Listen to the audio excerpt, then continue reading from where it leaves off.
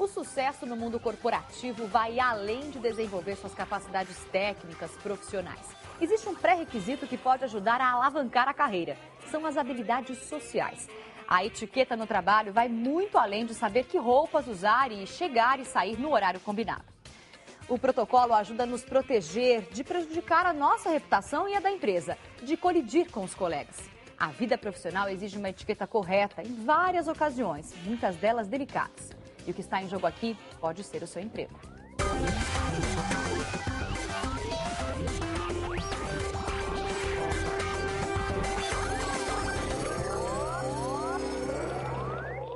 Olá, muito boa tarde a você que acompanha o N-Blogs. Começa agora para todo o Brasil e um alô também para Portugal, onde temos grande audiência pela Record Internacional. Muito obrigada por acompanhar o N-Blogs.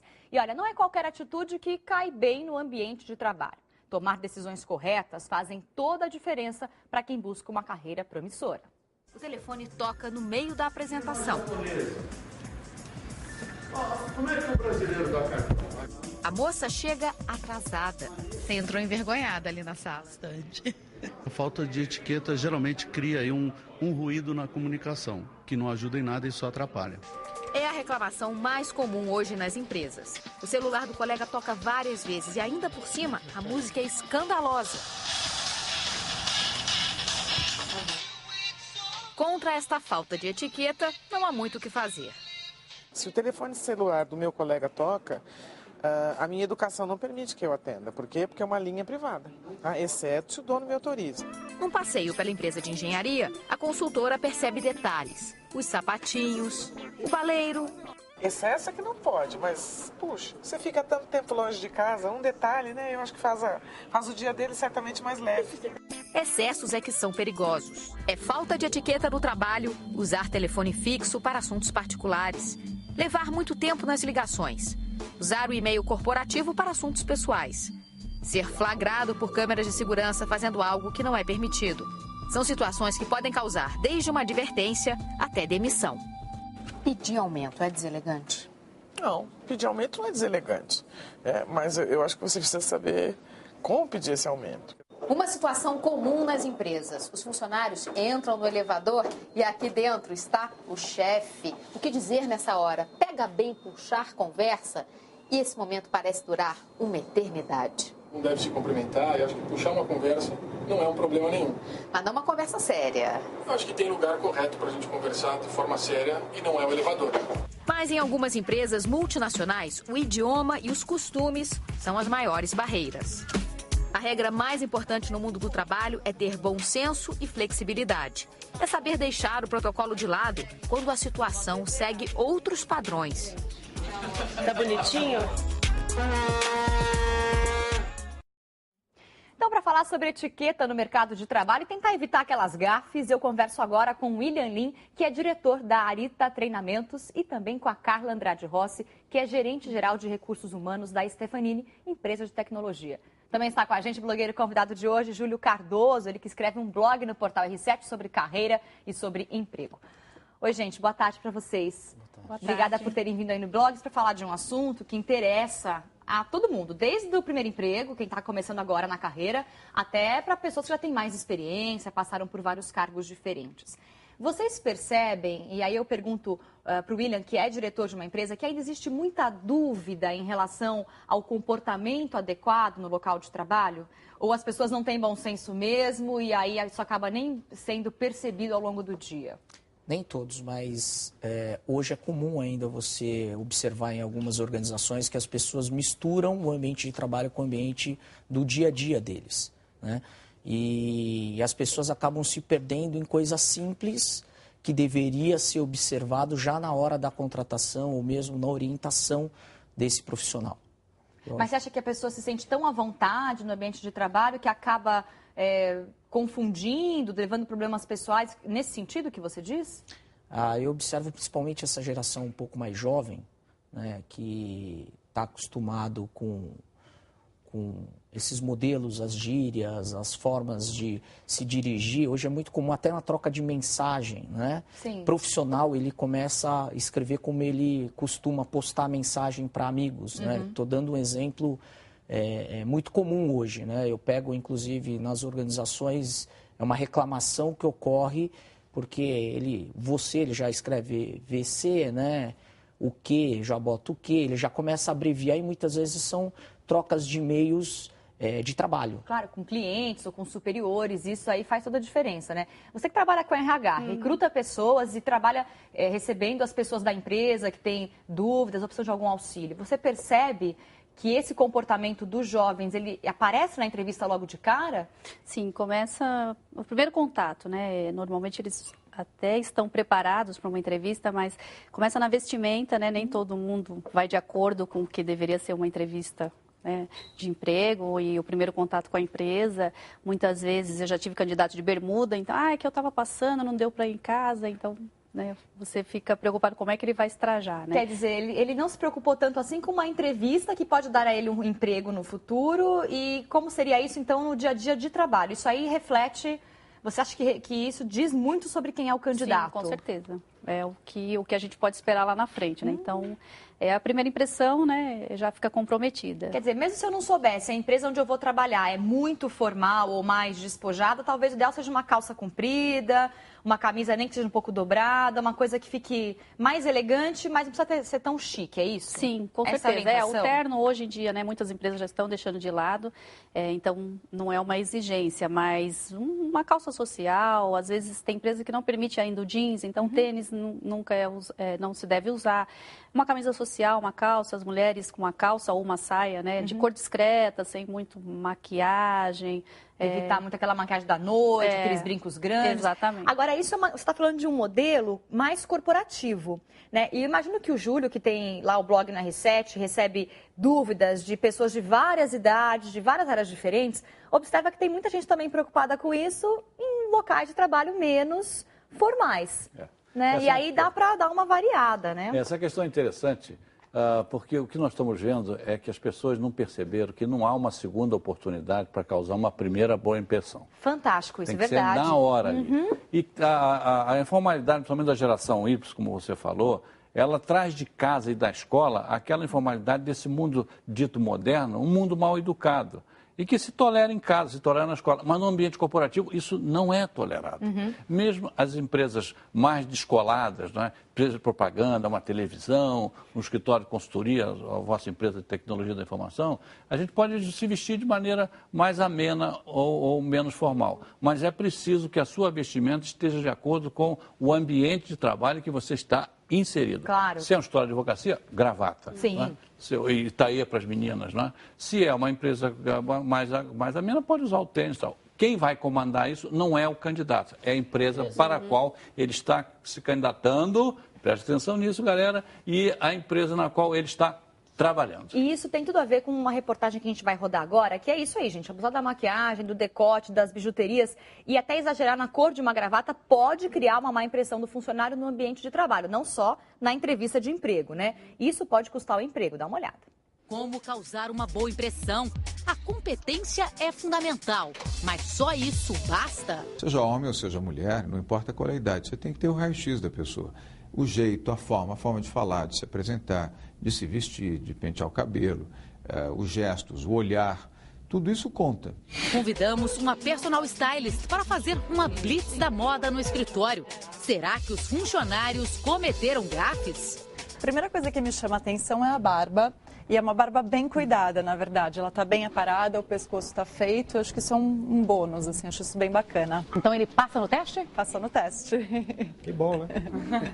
Difícil foi escapar dos olhos criteriosos da consultora de moda. Olha só, a saia que eu queria que você analisasse. Tem 4 dedos aqui até o joelho. Esse é o tamanho ideal? É o tamanho ideal, porque se ela levantar, pode levantar, por favor, você vai ver que ela vai ficar um pouquinho acima do joelho, isso não tem problema. E esse vestido, por ser de alcinha bem fina, eu trouxe um casaquinho para não ficar tão peladinha, para ficar uma coisa mais formal mesmo. Mas muitos chefes ainda estão insatisfeitos com o estilo dos funcionários. É o que revelou uma pesquisa feita no Reino Unido. 1/3 dos patrões entrevistados acha que os empregados exageram nos looks. Nas mulheres, a reclamação número 1 foi a maquiagem carregada. Nos homens, o conflito de cores nas gravatas e camisas. Mas como se vestir de maneira apropriada para o trabalho, sem passar vergonha e sem pesar no bolso? Até nas lojas populares é possível garimpar roupas que seguem a moda. Achei para ele uma camisa social, tom azul, não tem erro, uma calça social preta e o detalhe do cinto preto. Para ela, eu gostei bastante dessa proposta, que é uma saia, que é um pouco mais comprida, mais curta que isso não rola, e uma camisa xadrez, que poderia ser trocada por uma camisa branca para ficar mais elegante. E se precisasse de umas sobreposições, os dois poderiam colocar blazers, que ficaria mais legal ainda. Para quem vai procurar uma roupa adequada para se vestir no trabalho, acho que as dicas foram bem bacanas aí para você que está assistindo a gente. Agora, já depois da contratação, né, estou lá no meu ambiente de trabalho, a gente sabe que hoje não tem mais uma sala individual, né, a não ser que seja um cargo de chefia e tudo mais. Então a gente trabalha em baias, né, um do lado do outro.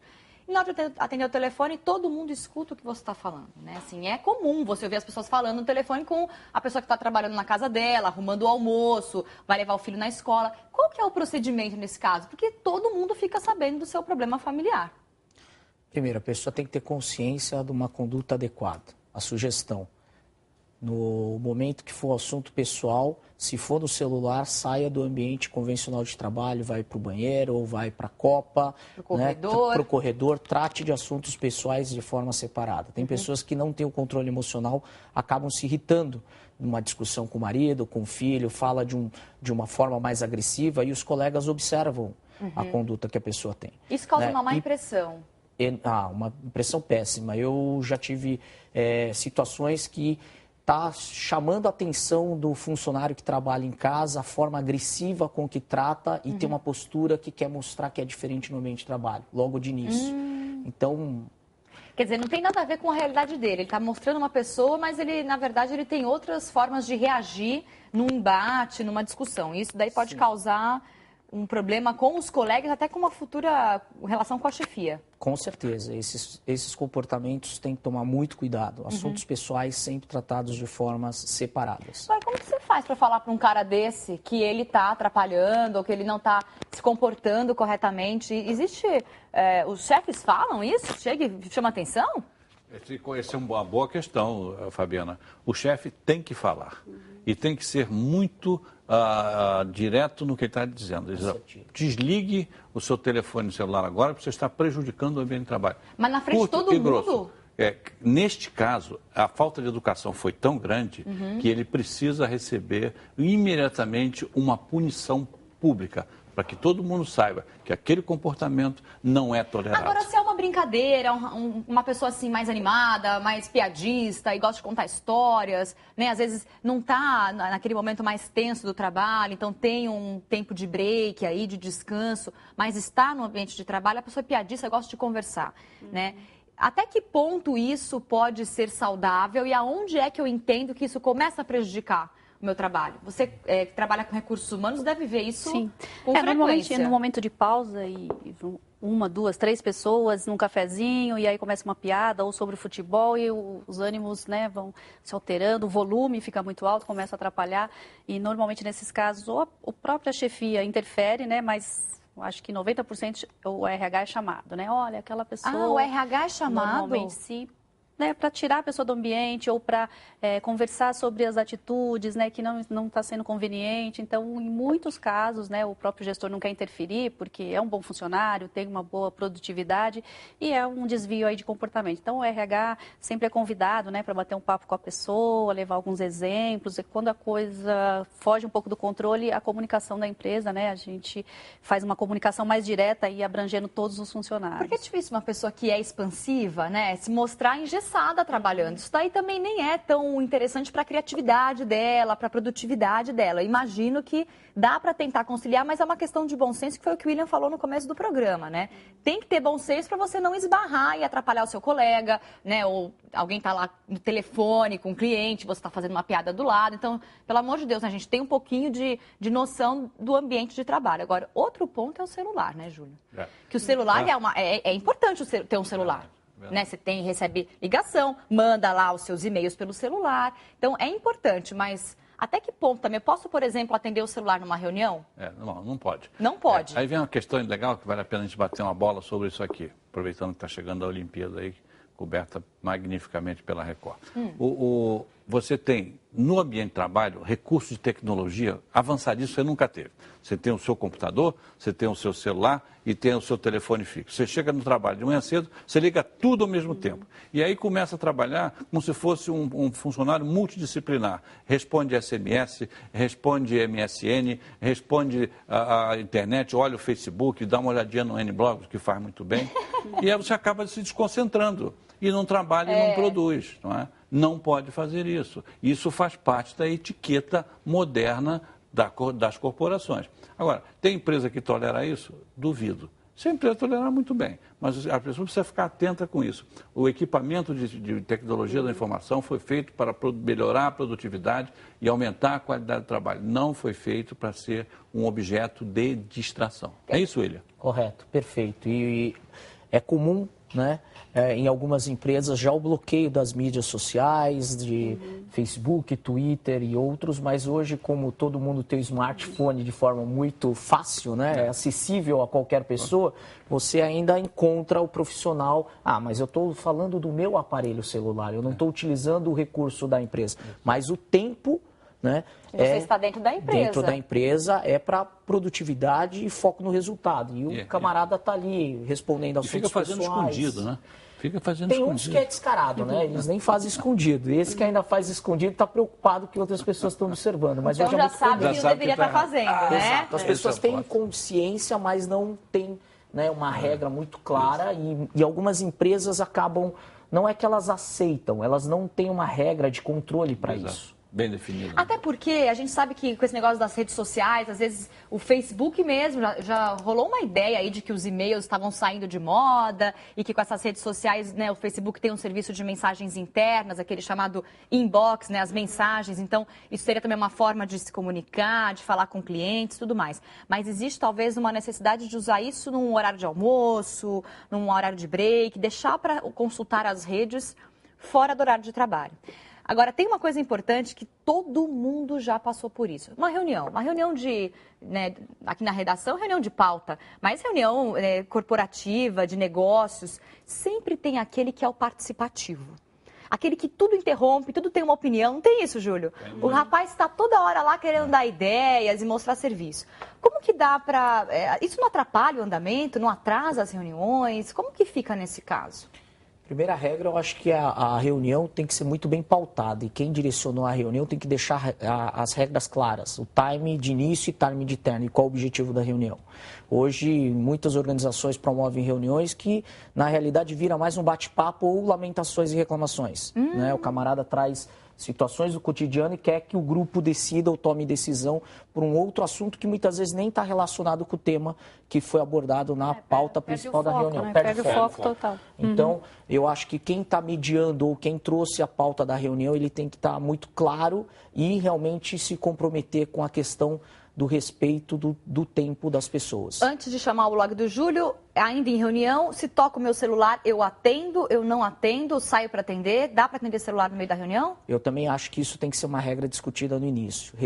Celular desligado, caso você tenha necessidade de algum assunto pessoal importante, deixe no modo vibracal, numa emergência você sai e atende fora. As pessoas não são obrigadas a compartilhar um problema pessoal. Que acaba todo mundo ouvindo sua conversa e também atrapalha a reunião, atrapalha a reunião, esse é o ponto principal. Com certeza. Vamos aproveitar agora então e conversar com o nosso blogueiro convidado, que é o Júlio Cardoso. Escreve no portal R7, r7.com/Júlio Cardoso. O que tem lá no blog, Júlio? Nossa, hoje tem um assunto que está bombando novamente, Fabi, é como você voltar ao mercado de trabalho. Passou um tempo fora, por exemplo, gravidez, ou foi fazer um ano sabático, e agora você resolve voltar ao mercado. O que você precisa fazer? Quer saber como?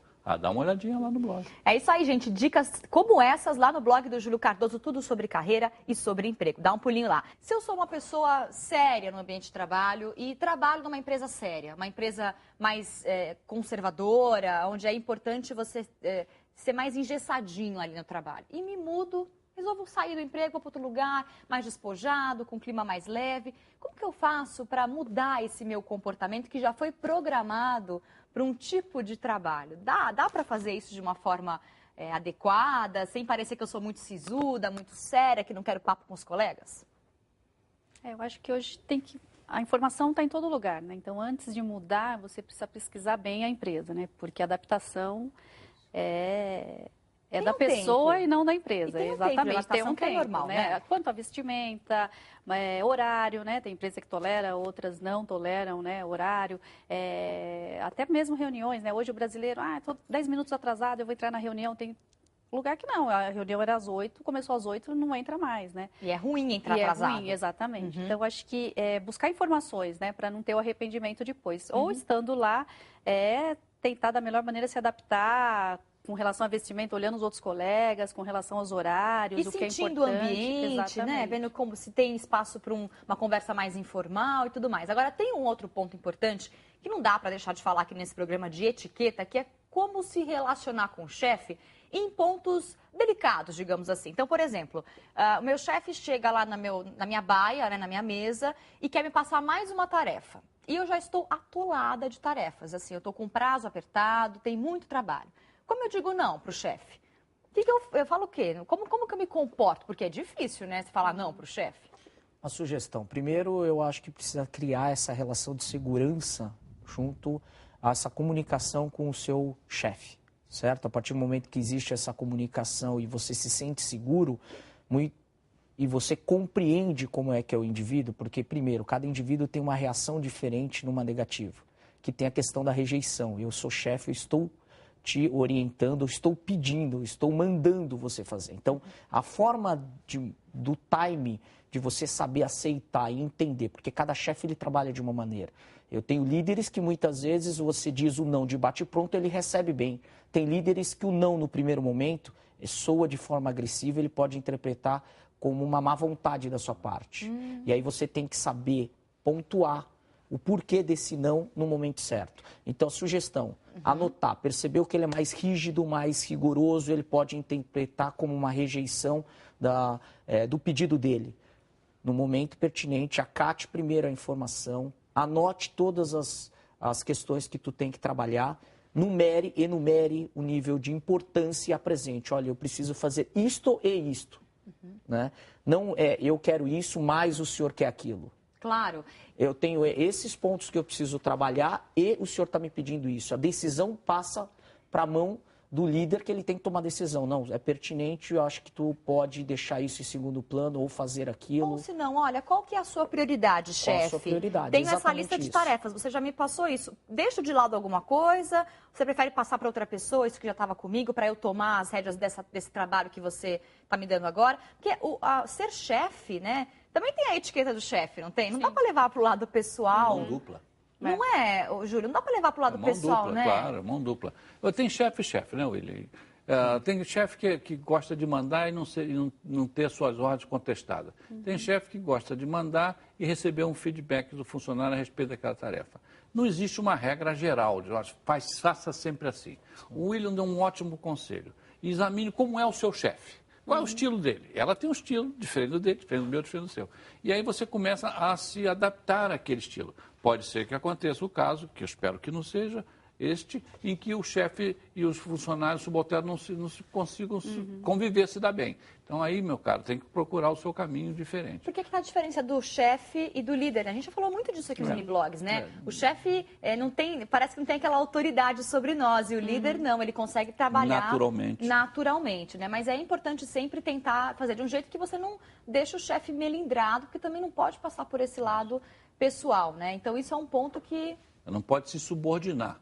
Mas também não pode aceitar uma tarefa para a qual você não tem condição de fazer. Claro, com certeza. Quer dizer, se comportar dentro do trabalho, do ambiente profissional, é algo totalmente importante, tem tudo a ver com o seu crescimento, né? Não é só pensar em fazer a pós-graduação, falar outra língua, você tem que também saber se relacionar com os colegas, com o gerente, com o diretor da empresa, com o chefe e até com os seus parentes e familiares, na hora de falar no telefone, de atender uma ligação mais importante. Então, espero que as dicas de hoje tenham ajudado você a prestar um pouquinho mais de atenção nesse ponto tão fundamental para o crescimento profissional. O NBlog de hoje vai ficando por aqui. Agradeço muito a presença do William, da Carla e do Júlio. Obrigada por terem vindo. Pela oportunidade, espero ter agregado com seus telespectadores. Obrigado. Com certeza, foi muito bom. Gente, quem quiser rever as dicas, acesse o portal R7, r7.com/Record News. Muito obrigada pela companhia e eu vejo você amanhã. Tchau.